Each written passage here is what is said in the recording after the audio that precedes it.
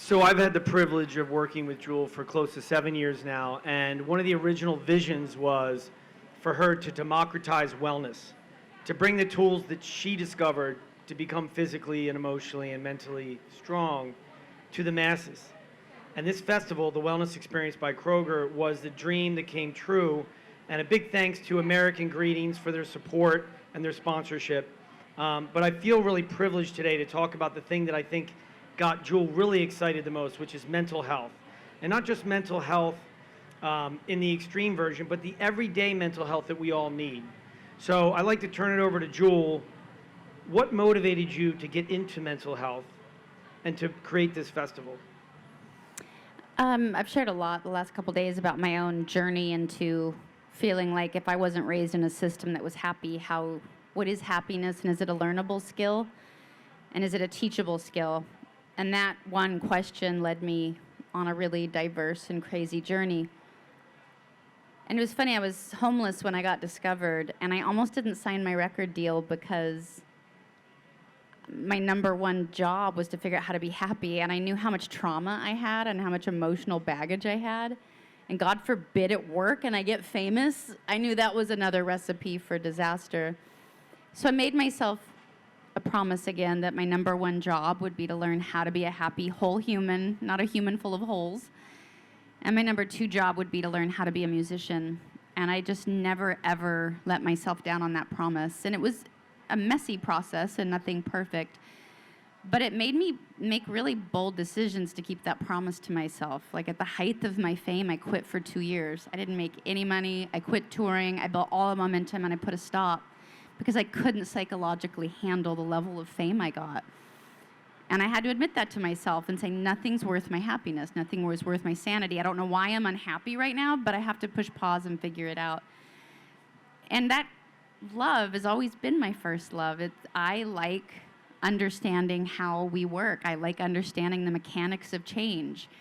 I like creating environments that help other people go, all right. The funny thing about happiness is it's a side effect. You can't try to be happy.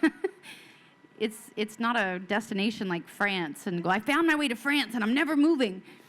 Happiness is a side effect of choices and decisions. And so the only way to do it is experiment with your choices and your decisions. What's motivating those choices and decisions and seeing if it results in happiness.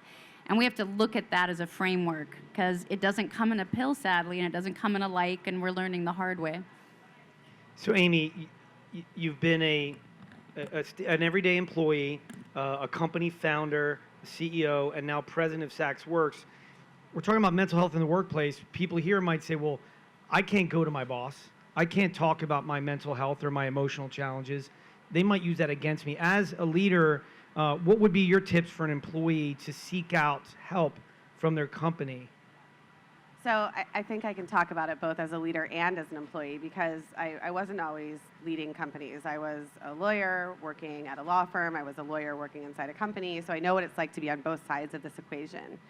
And I always felt as an employee very afraid to talk to my boss or any of my superiors about my own mental health or if I needed a break or how I felt because I thought they might think, well, I'm not very productive or I'm not very good and they should replace me with somebody who doesn't want to talk about their mental health. But ultimately, I discovered that if I found people within the organization that I knew I could identify with and who would care and not use it against me at work, that I could talk to them and say, look, you mentioned this, and I think we can think about mental health as this very expansive, scary, scientific even concept. But it can really just be also, I need to sleep more, right? I need to make sure that I'm getting 8 hours of sleep a night, or I need to make sure that I have time to cook healthy meals so that I can bring it to work as lunch. And for me, that kind of manifested in talking about needing a little bit of flexibility and using my health as a way to discuss that with people. And so I would find people within a company that would listen to me and hear me, and then I would provide some tangible, simple solutions that didn't cost money to the company.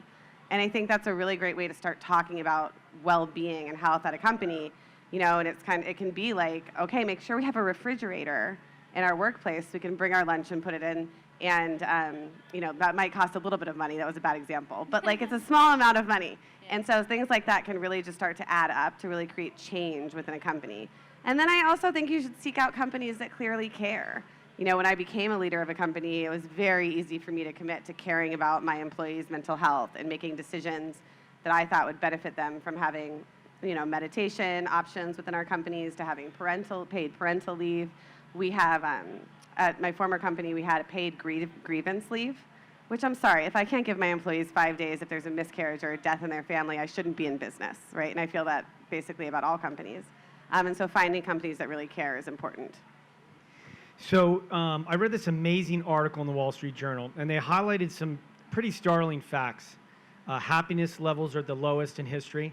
Anxiety and depression has doubled, and that was before COVID. Since COVID, 4 out of 10 people identify with having depression or suicidal ideation.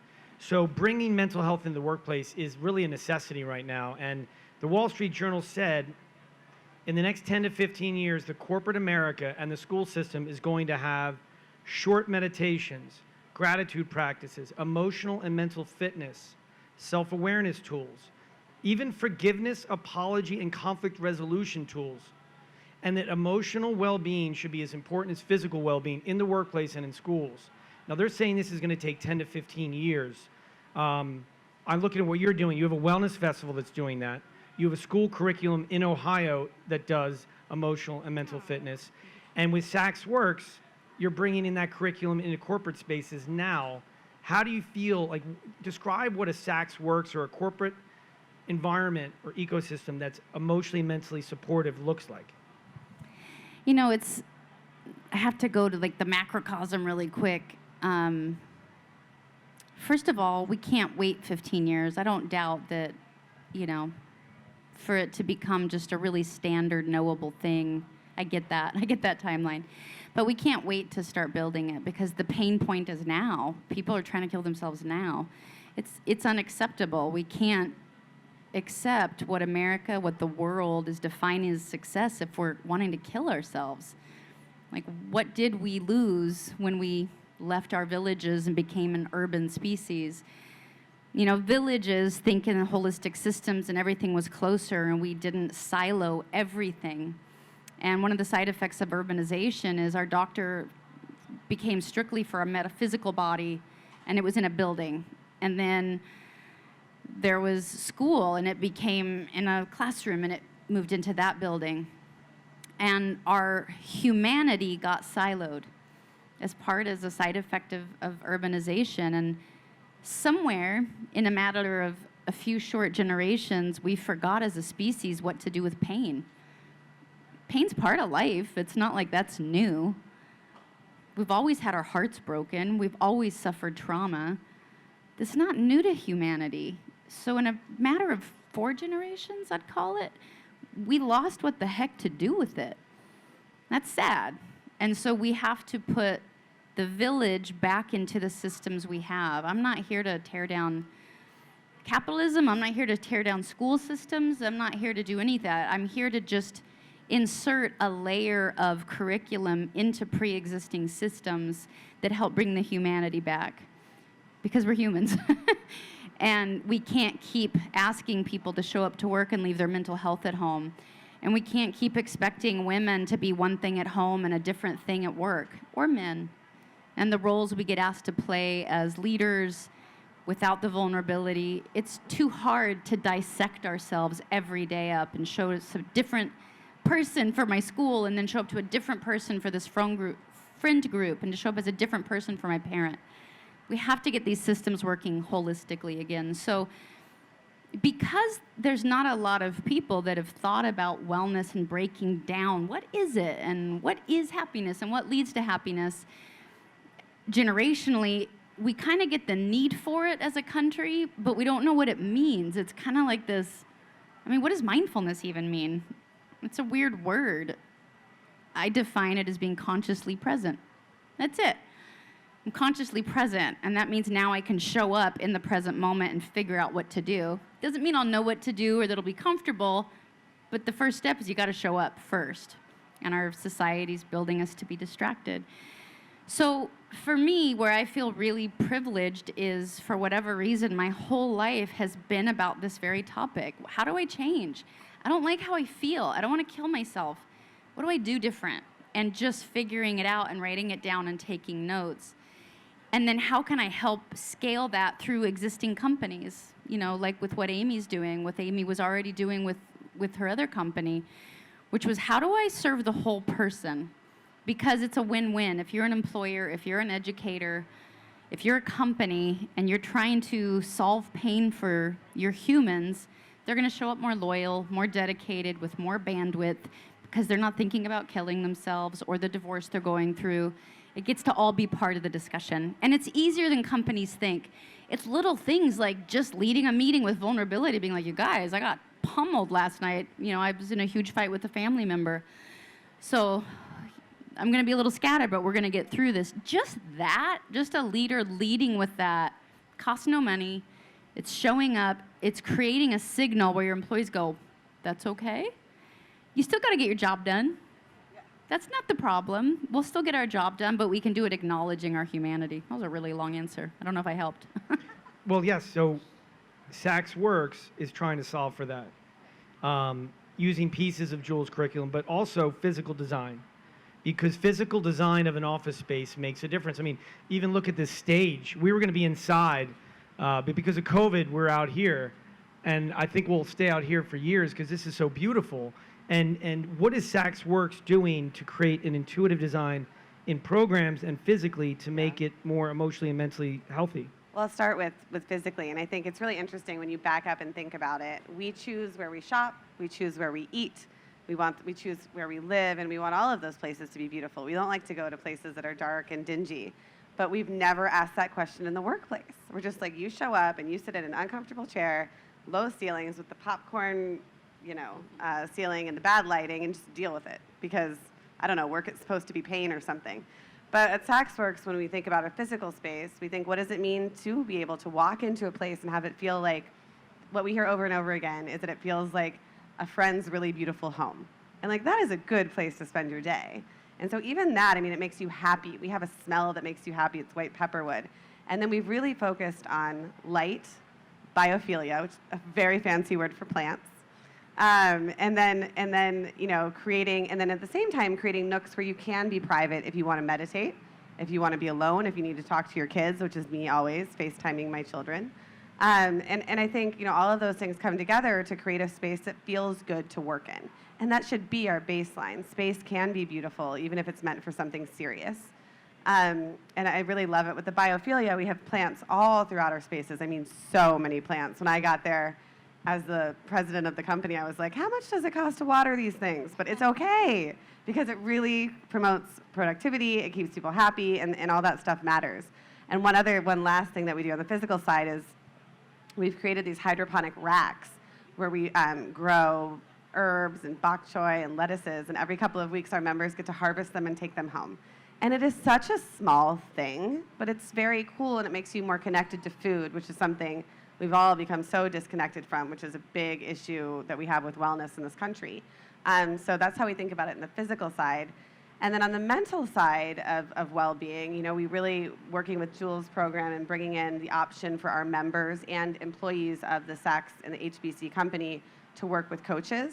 I think it's so nuts. Like, we are so into coaches for our kids who are doing sports, we're into coaches for SAT prep, but we don't think we need coaches as grown-ups, and we do. We need to continually be coached, to continually grow. And the coaching, it really, in terms of thinking of how we can live better as people, how we can be better performers, how we can be more happy and more healthy, so we can show up in all areas of our life in a better way. And so that coaching is really amazing.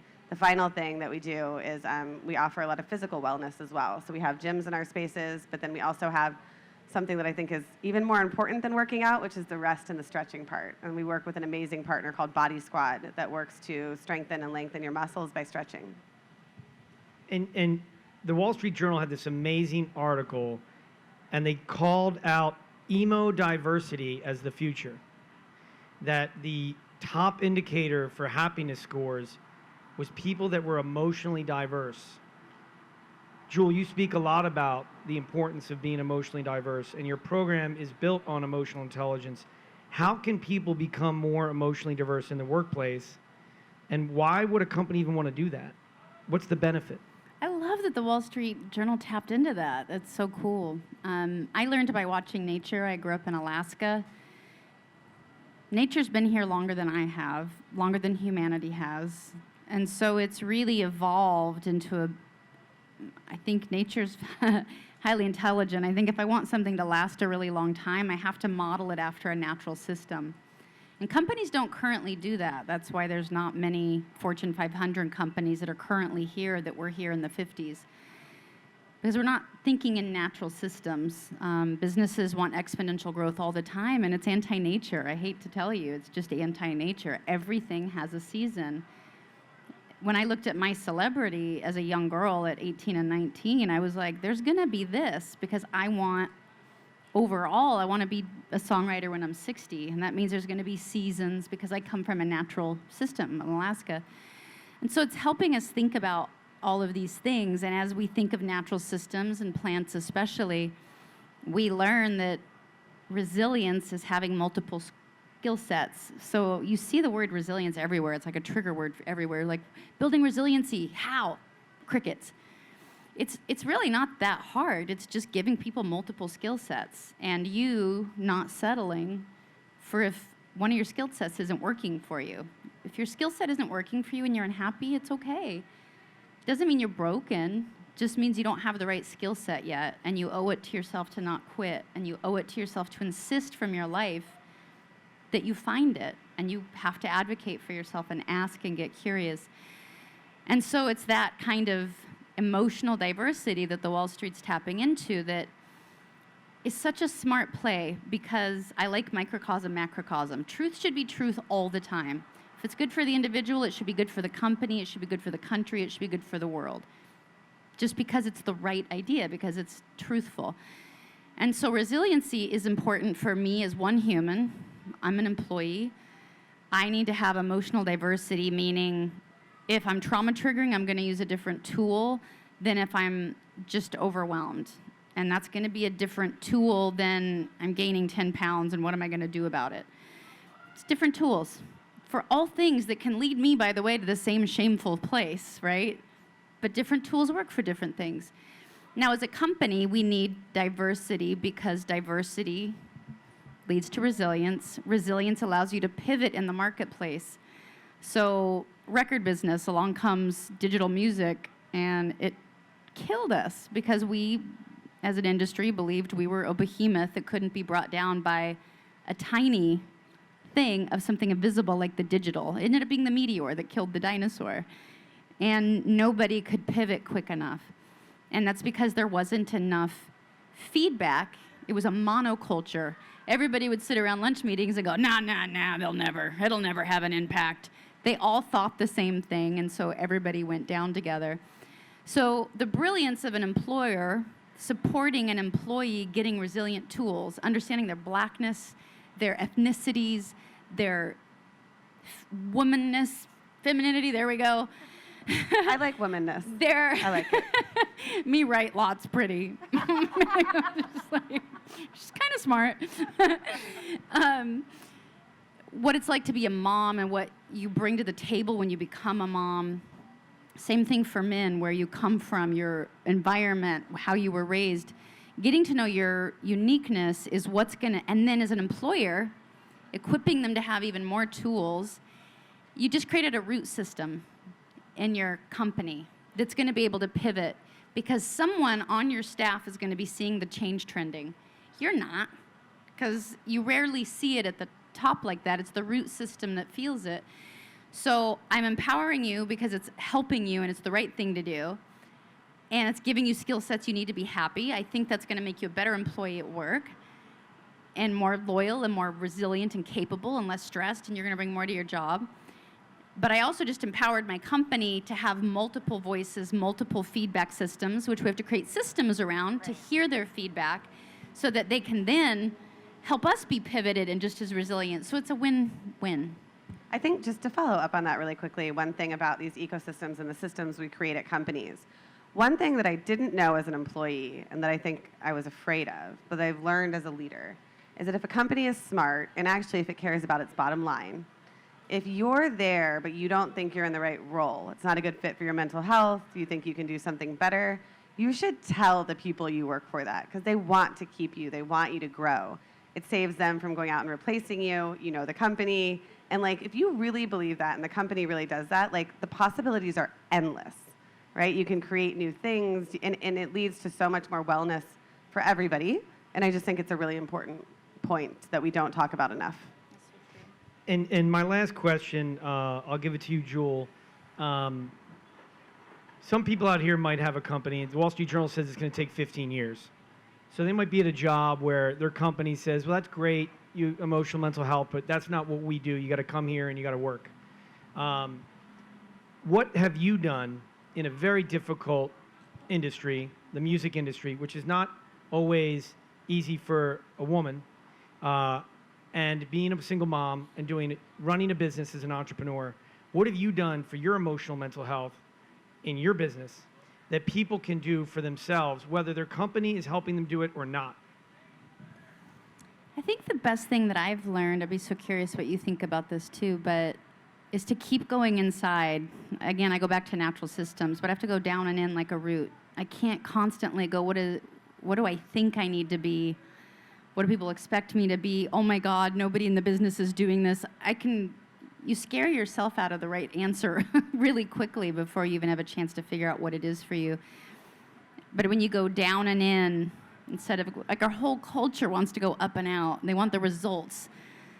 And they want to appear to have, that'd be like a tree trying to start with an orange. It's impossible. An orange is a side effect. Fruit is the phenomenon of a root system. So I'm constantly scared. I'm constantly in territory. I have no idea how to navigate. My whole life, apparently it's where I really like to be because I keep getting there. And the answer is just continually stopping, getting still, and going, but what feels like the right thing? And then you do it. And then you see how it goes.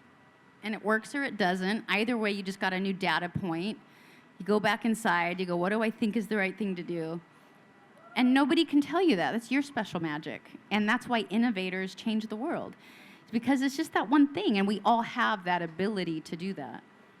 And Amy, in closing, as a president of a company, a mother of number of children, how many children? 102. No, I have 4 kids. 4. That sounds like me.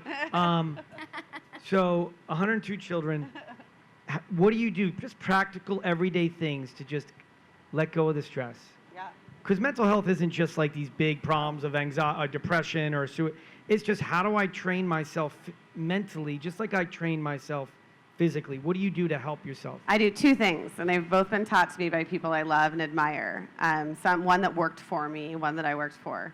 The 2 things I do are I purposely go through life assuming that people operate with the best intentions. I read texts assuming people have the best intentions. I read emails assuming that. I go into conversations like that. Because if we assume the people around us are malicious, it hurts. Yeah. Also, it's just so much harder to think that about the world. So I assume that the people I'm interacting with are operating with the best intentions. The other thing I do is when I'm stressed out, when things are hard, I treat the world as an and. I'll say this is hard and I love it.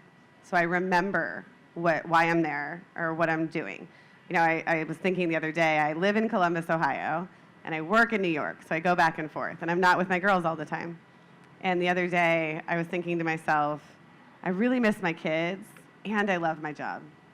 And that's going to be that's okay. And, and living as an and opens up a lot of possibilities to allow myself to feel when it's hard or it hurts, and then to also enjoy the really good parts. That's great.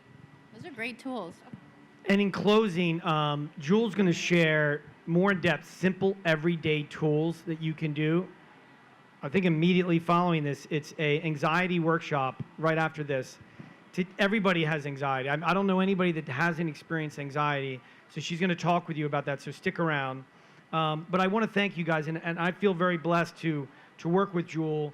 Her vision was to bring mental health to the masses, and the Wellness Experience by Kroger is doing that. Her curriculum in Ohio is doing that, and her partnership with companies like Zappos and now Saks Fifth Avenue and Saks Works is doing that.